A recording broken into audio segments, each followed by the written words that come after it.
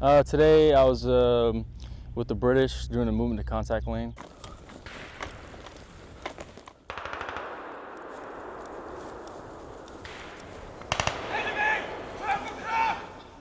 Basically, they're moving in a general direction, trying to find the enemy. Move, move. Right, basically, we advanced contact through a wooded area. As we cleared through, we got engaged by a small pocket of enemy.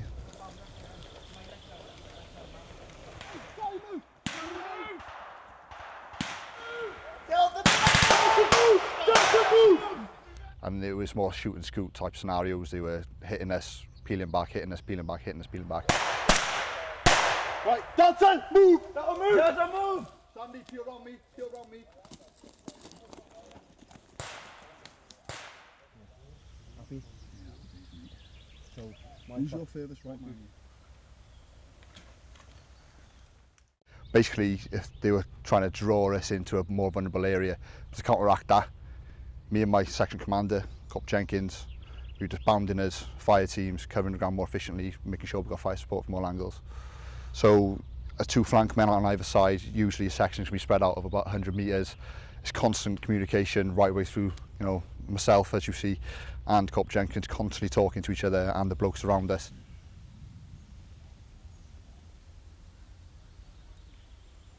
Pissing me off. Setting off in that direction. Then we're going to swing out forward on our original axis and try and link up with fucking two tracks.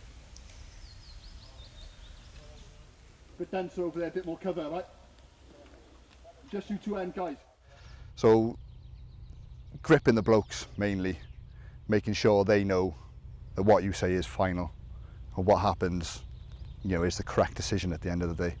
Alright lads, watch and shoot, yeah? Watch and shoot. Some would say I can be too direct, but in a situation like that, it's a must. Only the gun is to fire! He's not engaging us! Roger. Rifleman only! Rifleman only! Deliberate rate! Because as you've seen, when the enemy is trying to draw you into a more vulnerable area, you need to fulfill your guys with confidence that you know what you're doing. Are you ready? Yeah, ready. Yeah, move! Move it! Oh, they did well. The squad leaders were getting in the soldiers, making sure they were doing the right thing. Leadership was good because they had British and Estonian that they had to coordinate with. So the Brits were on the left flank, Estonian was on the right, but overall they kept on line. They did what they're supposed to do. They should learn the skills to properly encounter the enemy, and working with us and the British and different forces, learn our tactics as well as their tactics, so we know how our battle buddies on our left and our right are going to react. So that's a key factor in this. Any kind of 762 which can penetrate the armor. 50 Roger,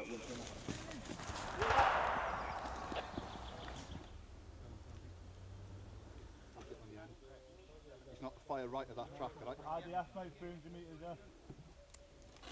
I think it's going to be a few digs. And it's essential that you do build that rapport with other nations. Otherwise, come real time, when we're doing it on a real battlefield, you don't know what's going to happen. And if we can walk away from here next week, head held high, chest puffed out, knowing that we've made ourselves look like a good army, a good unit to work with, I'll be very impressed. I'll be very happy with that.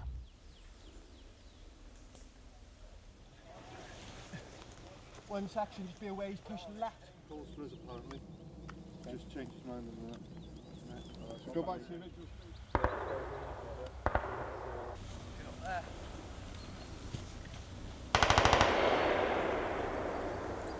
Move. Charlie, move.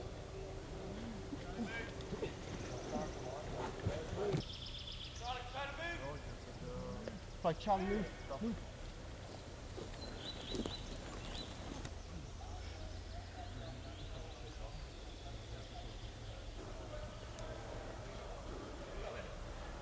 Right, then move it up.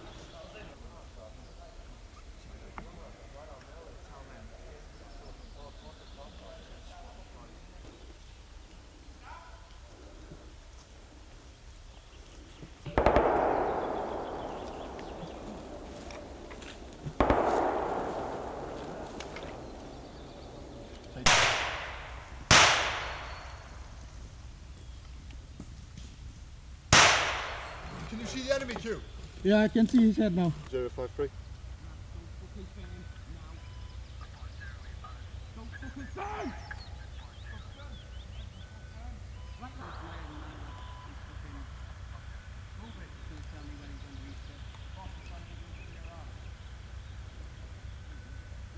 A 5-3 cutting in.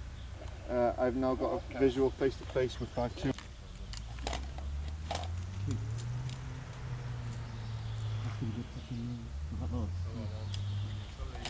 Yeah, Roger, mate, what I told him to do is just go down the line, staying low.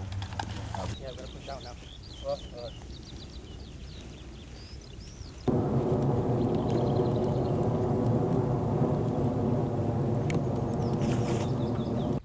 Train for real-time situations, don't you?